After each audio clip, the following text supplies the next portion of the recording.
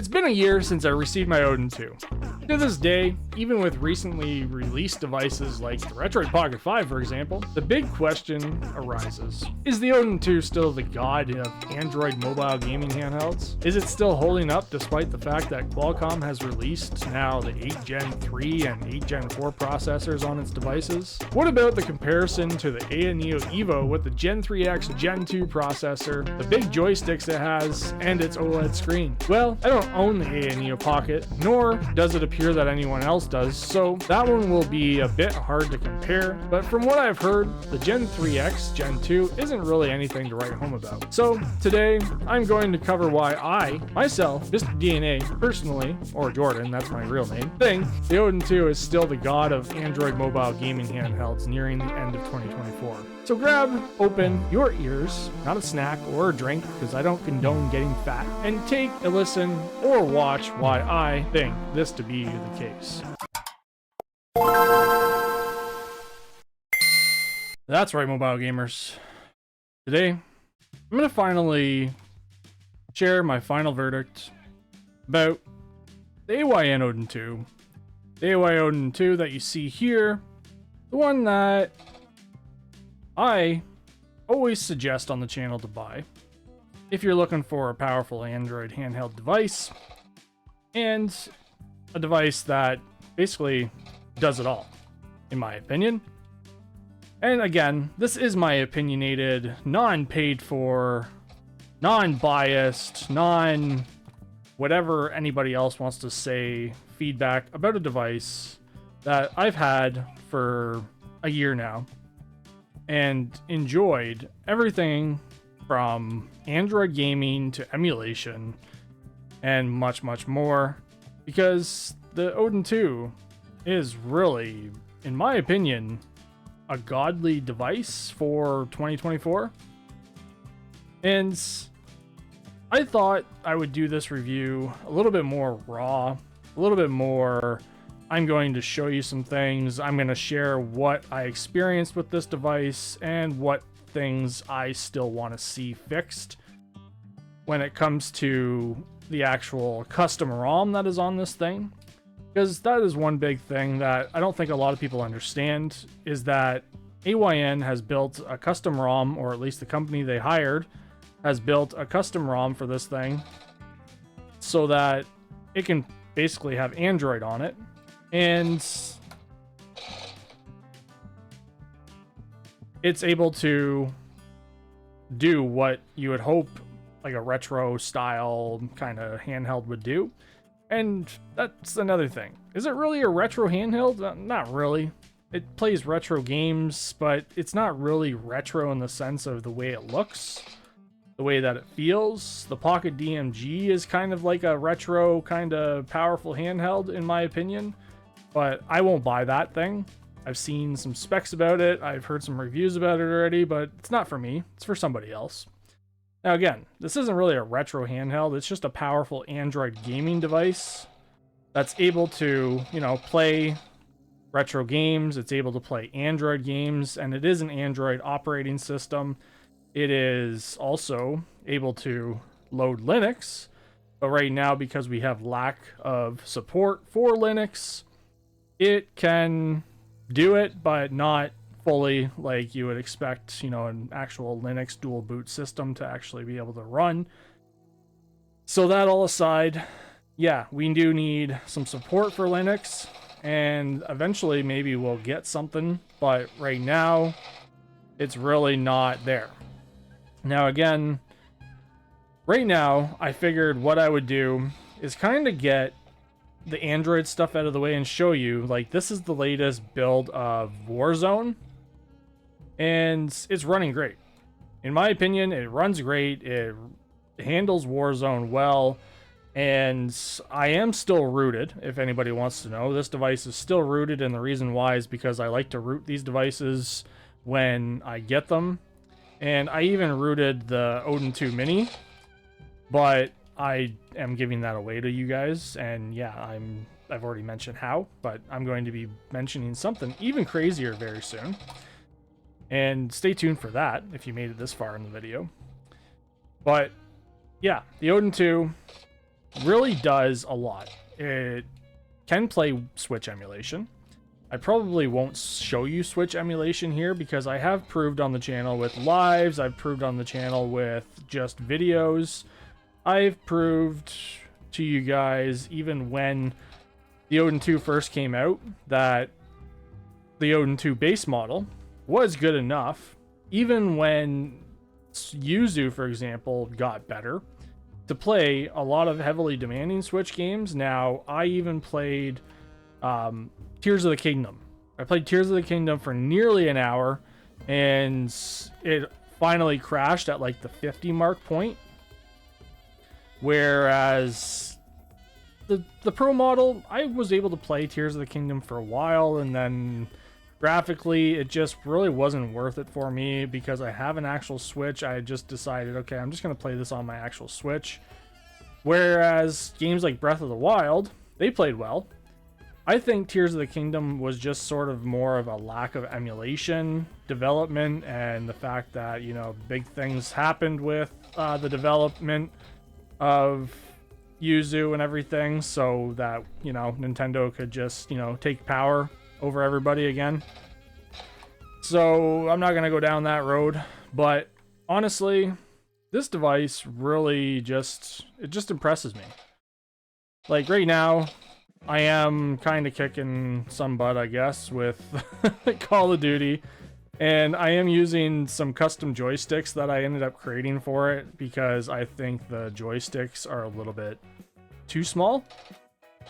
The regular joysticks that come with this are sort of like Switch joysticks, but the actual joystick itself are Hall Effect joysticks, not Switch style joysticks. These are Hall Effect, so these are the ones that actually come in here. The A, B, X, and Y buttons, they feel great. I don't know what the heck's happening right now. I'm not doing too good. But these devices are really good. I don't know what else to say about this Odin 2. The processor, you have the Snapdragon 8 Gen 2 processor.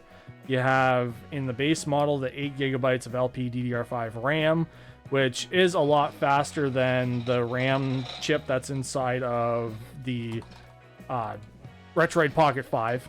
And I'm going to try not to bring that up too much because there's a lot of nitpicky people that get a little bit upset when I compare my devices to other devices, and I don't get that because I think part of a review is to compare it to something else other than having a biased opinion of only owning one device. Russ from Retro Game Corp, his review got my respect recently about the Retroid Pocket 5 because of this, because he ended up saying, hey, the Retroid Pocket 5 was barely able to hold on to certain games at 1.5 to 2x resolution, where his Odin 2 was able to play them at 5x resolution, which I natively play Wii, for example, at 3x resolution, but he was like, yeah, this game was playing at 5x resolution and it was playing perfectly fine. And then, yeah, why didn't you guys, those people that are all Retroid fanboys, say anything about that? This community is something else. I'm going to say that right now. I shared my opinions about the Retroid Pocket 5. A lot of people bashed me for my own opinions about it. Even though I have experience and I have knowledge and I have had Android for over a decade, I kind of have a little bit of knowledge about how these devices work. I have a little bit of knowledge about how emulation works. And I've shared with you guys how to set up certain emulators and stuff so that you can play them on your devices like the AY and Odin 2. I even set up devices like the Retroid Pocket 4 Pro, the 3, the 3 Plus, the 2 Plus. I had videos about all those Retroids, and I decided I'm taking these down because I just don't want anything to do with Retroid anymore. And then I decided to re-release my Retroid Pocket Mini review because I was like, why would I even bother doing that when, yeah, this is going to get a little bit loud for a second because, yeah, you can shake your device and play Wii just kind of like a Wii. But why would I take down a video when the video did well and I gave my honest opinion about the quality of Retroid's handhelds and what they did with the device itself? So that is why you don't see any more Retroid videos on my channel, and probably won't see any more Retroid videos on my channel anytime soon, because they really put a bad taste in my mouth. And that's not even the bad taste in my mouth that they put when I contacted them about the Mini. Don't know if they just didn't understand what was going on or what, but I basically said to them, I was like, hey, there's issues with this thing. I want a return or a exchange. I'd rather an exchange just to see if maybe it's just a device issue. And they decided, okay, here's a DHL shipping label, schedule shipping to return it and send it back to us. I said to them, excuse me, what are you talking about? I asked you if you can exchange it or give me a refund, and all you did is just send me that. Didn't really respond to that. And then I said, okay, fine, I'll try to get this out to you by Friday. And then I said to them, can you schedule this for Friday for me? And then they said to me a couple days later that we don't schedule it, you have to schedule it. And I was like, okay, well, I've never had to handle this before. I thought you guys did all this stuff. So the customer service of Retroid, I don't know, it's been kind of weird. And I think it's because of all the pushback about the devices and stuff. But I don't know. I don't understand why they went the route they did. And I just don't understand why they decided to choose the processor they did. It's probably because of money. I'm going to say it's because of money, because that Snapdragon 865 processor that is inside of the Retroid Pocket 5 is old. It's underpowered for what we have today. We're almost at the Snapdragon 8 Gen 4. We have the Snapdragon Gen 3X Gen 2 or whatever it is on the Neo Evo, and on their Pocket DMG. We have a whole bunch of different devices that are, you know, better than the Retroid Pocket 5, including this one. And that leads me to my next point. The Retroid Pocket 5 has 8 gigabytes of LPDDR4 RAM, which is not bad, but the RAM is not as efficient and as powerful and fast as the LPDDR5 RAM that is in this thing. The 8 gigabytes really shows a lot, and don't forget, RAM is more for utilization of your whole operating system so that you can do multiple different things, and it helps with utilizing certain programs and stuff, and that's why you have dedicated RAM for your graphics drivers and stuff like that, is so that you can actually utilize that more. And like the Asus ROG Ally X, you're able to go 8 gigs because it's got more RAM in it, rather than my Asus ROG Ally Z1 Extreme, the regular model. I can only go 6 gigabytes of RAM because it's only got 16 gigabytes, whereas like the Ally X has 24. That's the same thing with this. They did something with the Odin 2 where they allowed us to have more RAM options, which the 16 gigabytes I think is way too much. Unless you are a live stream gamer or something and you wanted to have like live stream going at the same time in the background and you're recording at the same time, I think the 16 gigs would be efficient enough for all that kind of stuff. Whereas the 12 gig that's inside of this Pro model is good enough for this device.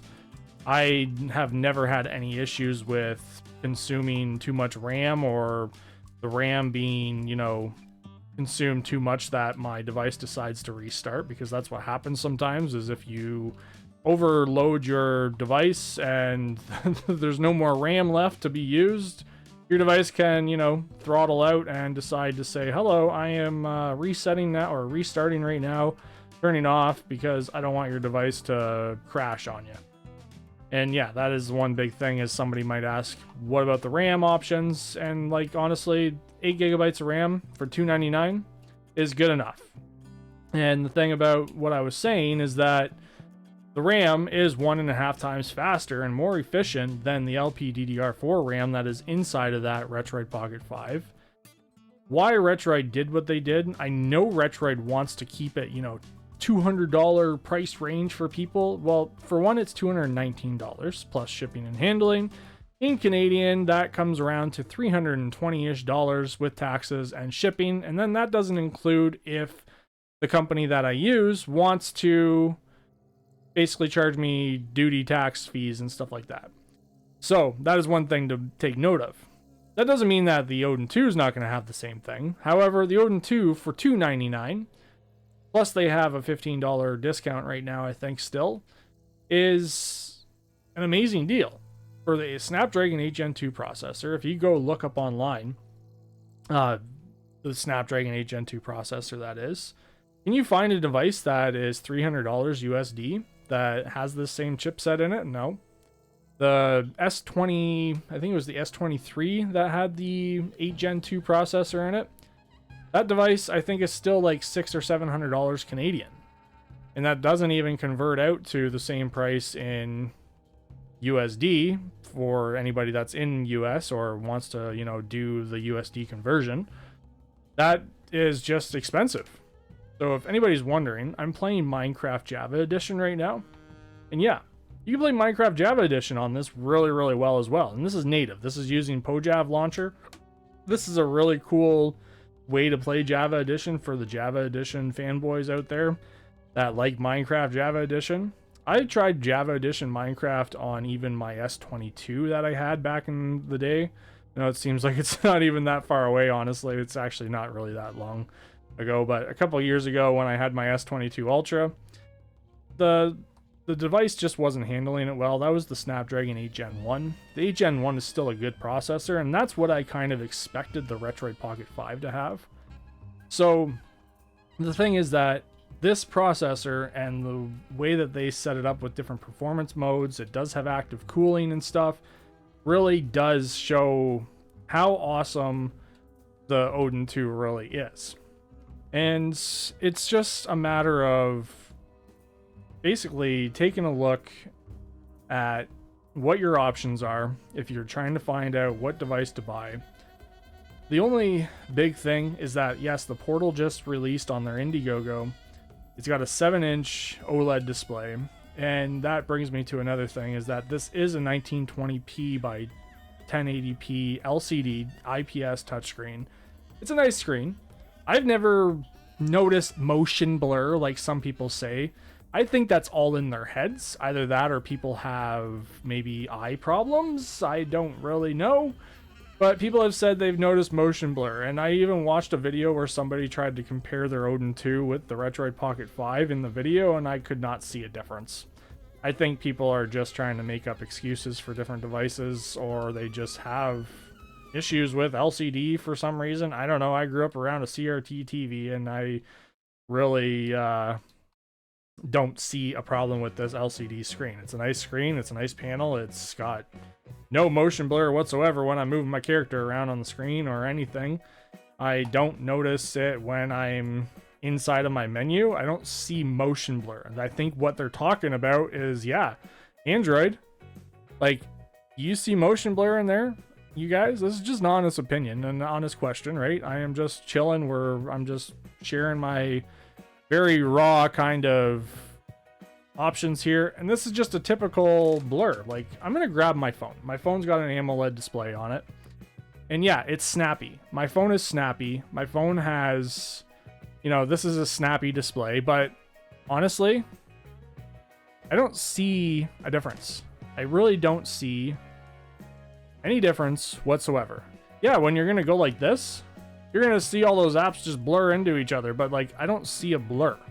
I don't see an issue with any of this, and people were making complaints saying that, oh, it was making me sick and I just couldn't handle the motion blur and all this kind of stuff. I'm like, well, go back to a CRT TV and tell me that you have any issues with one of those. Like, I don't know. I don't understand. I never understood. People kept asking me about that personally, and I was like, I don't understand it at all. I've played hours and hours and hours and hours and hours on this device. Never felt sick, never felt any issues of, like, feeling any motion blur issues or any of that thing. But hey, I guess, you know, that's a matter of you saying, hey, I'm going to buy this thing, and if it has motion blur, I'm going to contact AYN and say, hey, sorry, this device is not for me. I want my money back. You need to pay for the return shipping label. I'm not paying for it. That's not how you do customer service. And that leads me to another thing. So, another thing, this is for you. There's a guy on my channel that's, his username is called Another Thing, so I'm just calling him out for this one. This is just the one thing. I had an issue with one device that I had with AYN, and it was the Loki. The Loki Zero, that's what it was. The Loki Zero. And the customer service is just ridiculous overseas. They want you to jump through hoops. They want you to say, like, spend an hour taking a video of your problem, and then they want you to download an app and then have you run this on your device and blah, blah, blah. And it's like, no, that's not how I do things in Canada. I don't think that's how people do things in the US. When I want to return something and it's within like 15 to 30 days or the time frame that your website or your site or your company says it's in, I just want to return it without charge. Your company makes enough freaking money to pay for the return. You're charging, or you should be at least charging, enough to handle returning items. DHL in Canada charges $150 to $200 just to ship something back with a battery in it. If it has a battery and you declare that it has a battery, that is. I cannot ship anything back via Canada Post with batteries overseas. And that was one big issue with me sending this device to somebody in Spain. They told me specifically that they've had issues before too. I sent a free unit to somebody that won, and it got sent back to me, unfortunately. And yeah, that was kind of an annoying situation. But honestly, it is what it is. And what the frig happened? Okay. But yeah, so that was the big thing, is that like this company really needs to work on their people skills, I think. And it's not like it was a big problem, but it was a matter of, hey, this is not how we do things over here. I spent $500 almost on this device. I want my money back. I'm gonna return it. And then I found out that I had to pay for my return shipping. So if you're gonna buy one of these, make sure you're buying it to keep it, because the resale value, I've been watching this one guy try to sell his Odin 2 base model on the Facebook Marketplace, is not good. He's reduced the price multiple times now in the last few weeks down to like $350 Canadian. And it's probably because people don't know what this device is and what it can do. This device is freaking powerful. It is a powerful Android gaming handheld device. It feels good in my hands. It's for adults, okay? It is like, my kids play on it sometimes, but I think this device is for bigger people. Not saying that your kids couldn't play on this. They play on a Nintendo Switch Lite, and it's really not that much smaller, like a Nintendo Switch Lite compared to this.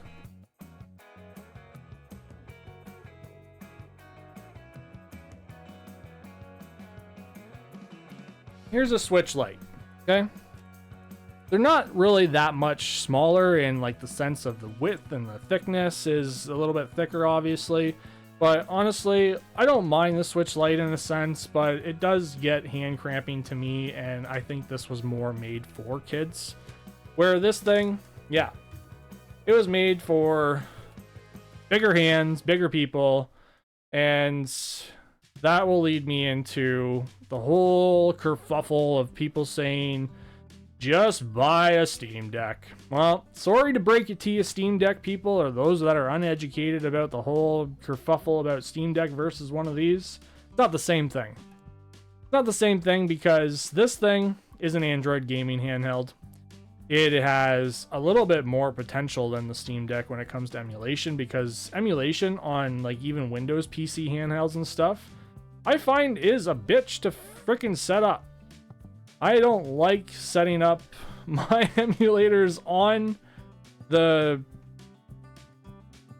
UI, I'm going to say, of the Windows or even the Linux-based PC handhelds, because it really isn't easy enough to say, hey, I'm going to go into my system settings here quick and change something. Android was made with apps in mind to make it a lot easier for people. And as an Android app developer myself for the last almost decade, that is one big thing, is that you're trying to make something that is a tool that's a lot easier to use. And that is what programs are technically, even on PCs. for people to understand how to use. And I like how Android emulators and even games and apps are laid out so that we can use them. That's why I choose Android over even iOS, because iOS, I had my sister-in-law's phone in my hands this weekend, and I'm like, what the frick have they done to iPhone? Sorry, iPhone users out there, but iPhone is garbage. I don't like iPhone. I despise everything to do with Apple products in general ever since the iPhone 4. That was my last iPhone I ever owned, and never will I ever go back to that. Now, I only bought an iPhone back then because I was like, oh, maybe the iPhone 4S is cool. That was the one I had. I had the 4S. And yeah, I hated everything about it. I still had my Android phone. Glad I didn't sell that thing because I originally was going to sell it to basically pay off for the iPhone that I bought out. And yeah, it was a piece of crap. So I sold my iPhone, lost some money on it. I remember that too.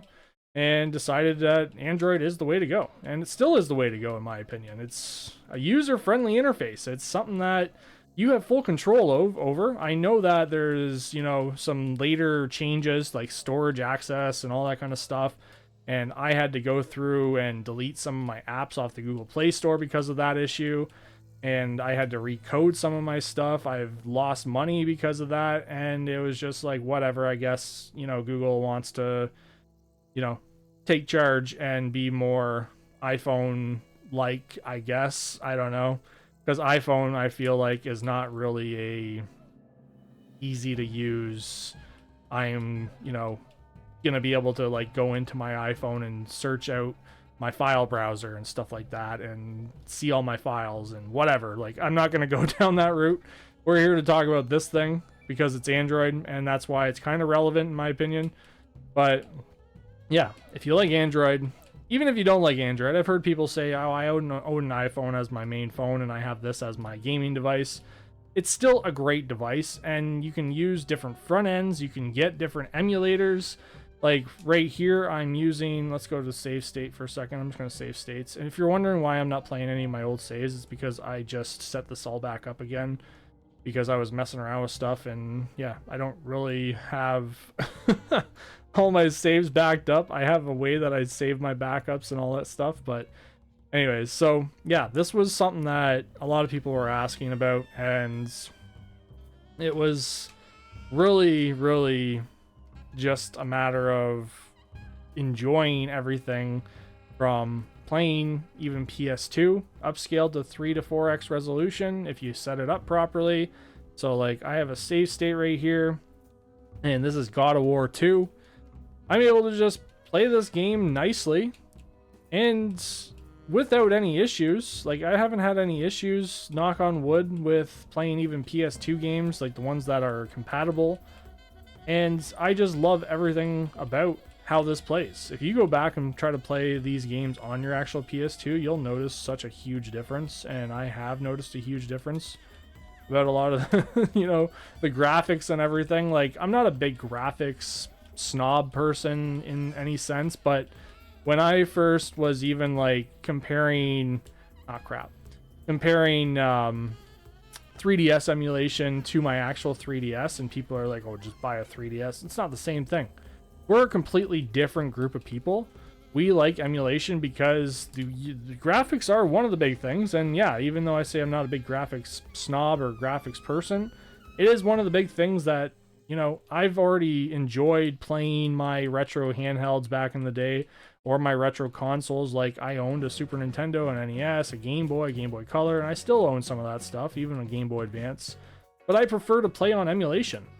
And if you want to play emulation and play it all in one place, like this can play Switch, this can play Super Nintendo, this can play Wii, this can play GameCube, PS2, PlayStation 1. PlayStation 1 games, they look freaking amazing on this thing because you can go up to like 5-6x resolution and call it a day. You don't even have to buy the enhanced version of Spyro. You can just play it at 5x resolution natively on DuckStation, and Bob's your uncle. Oh, hopefully Bob's not actually your uncle. I know a guy named Bob. He's kind of funny. But anyways, yeah.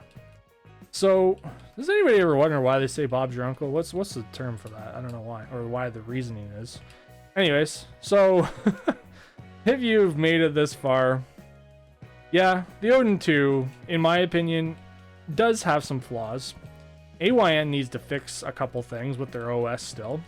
And hopefully Ashley over at AYN, I'm going to call her out for this, does actually fix these or pushes these updates, because I don't know how things go over there, but she confirmed with me 2 months now ago that they had a new update that was supposed to be coming out for the Odin 2 Mini and the Odin 2 base model, or the regular model, but still has not been released.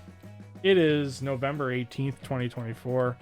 And yeah, I really hope when they release that portal that they actually follow through and continue developing the OS for this thing, because they're going to lose customers if they keep doing stuff like this. Because like the Odin 1, for example, it was a great device for the time, and they stopped developing the operating system for it. They didn't update it.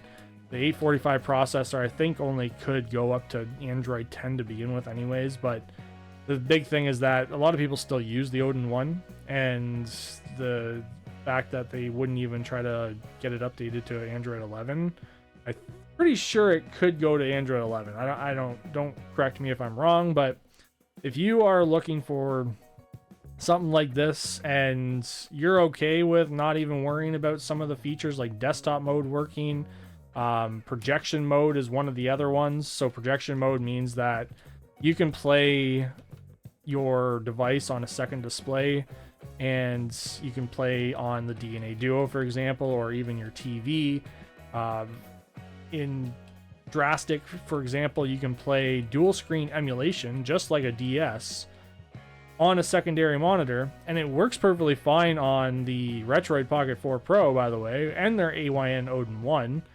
So they messed something up after their update in December, and yeah, it was just not a pleasant thing to find out when I spent way too many hours trying to investigate this. And then even people have come to me and said, hey, yeah, I've noticed this too.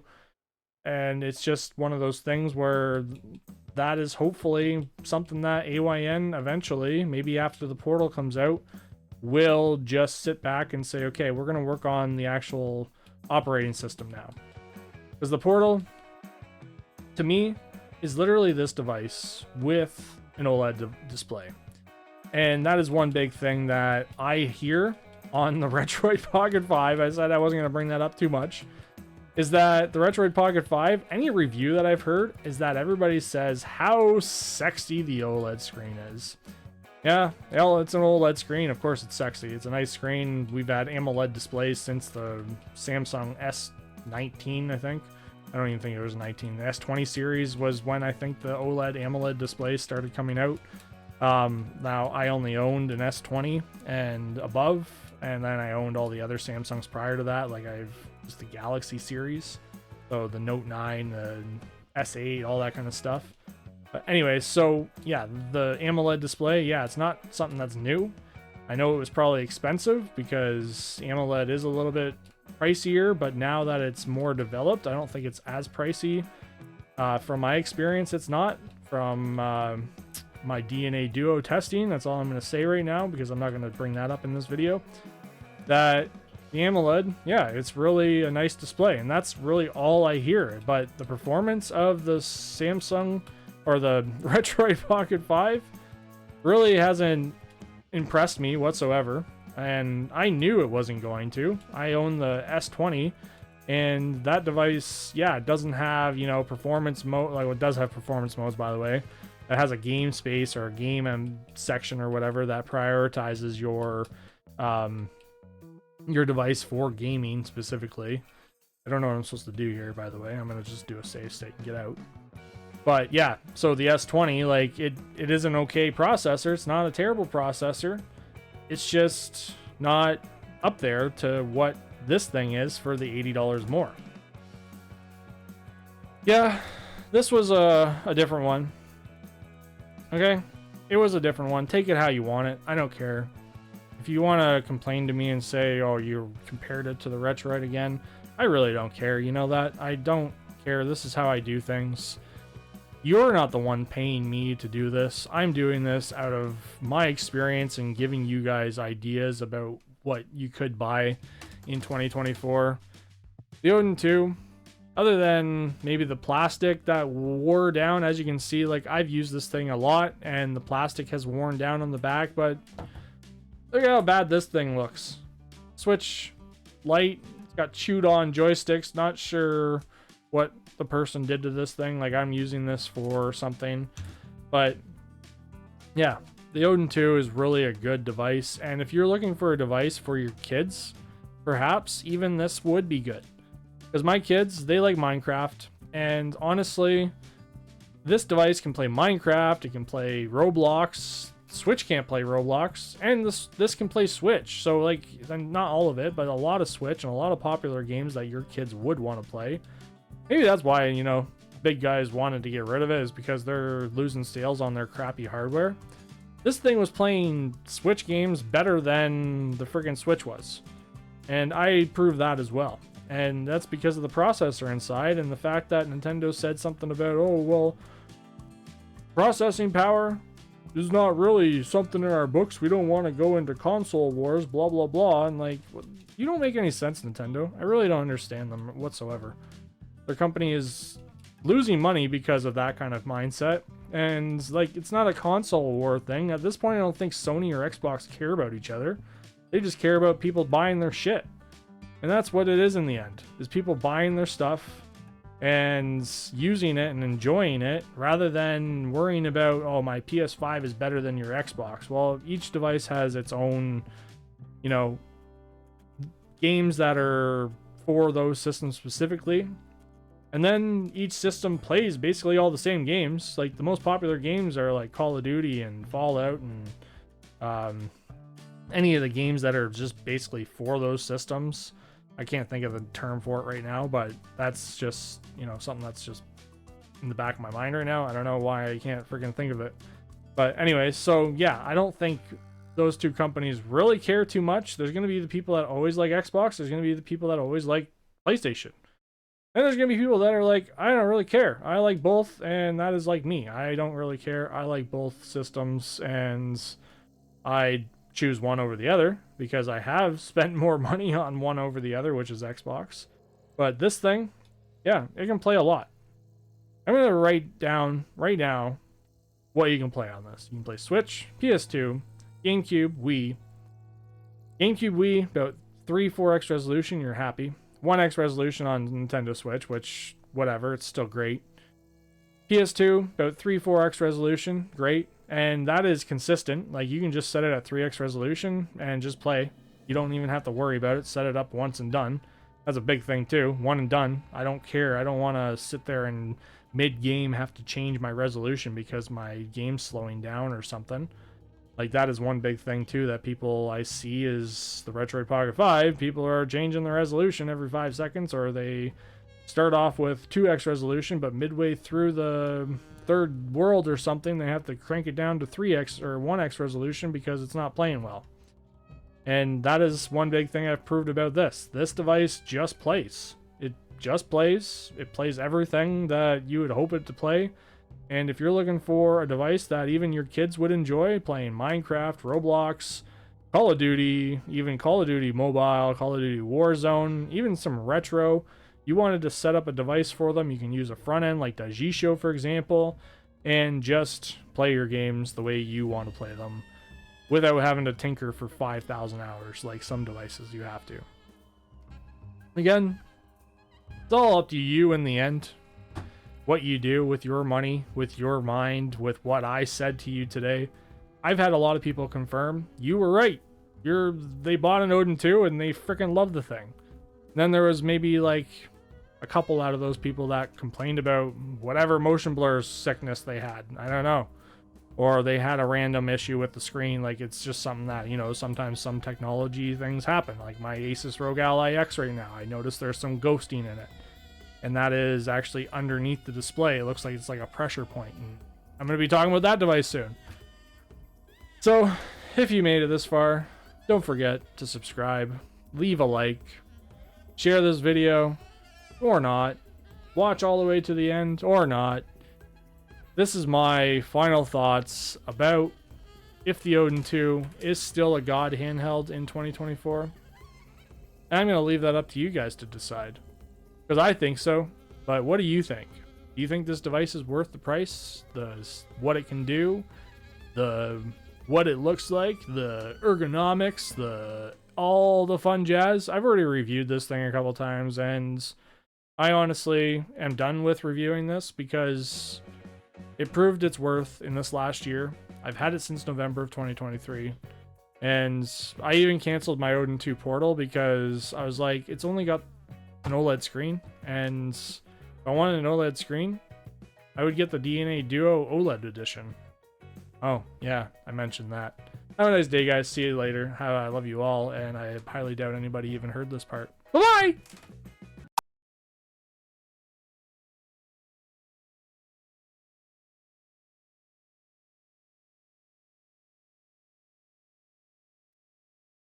Well, I don't know. They own that. Well, number 2.